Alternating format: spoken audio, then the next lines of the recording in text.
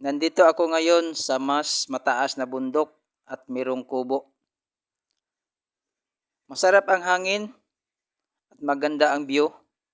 Tingnan nyo ang paligid. Ang ganda ng view. Napakaganda ang creation ng ating tagapaglikha. I-zoom in ko guys ha. Merong tao sa ilog. Oh, tingnan nyo. Oh.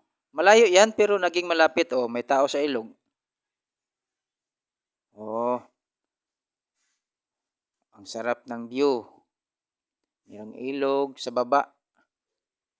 Nasa tuktok ako ng bundok. Kardabahan. Malakas ang hangin dito. Mahangin. Hindi na kailangan mag-aircon. Masarap ang hangin tapos malamig. Ito ang kubo. Kardabahan sa paligid. Ilog.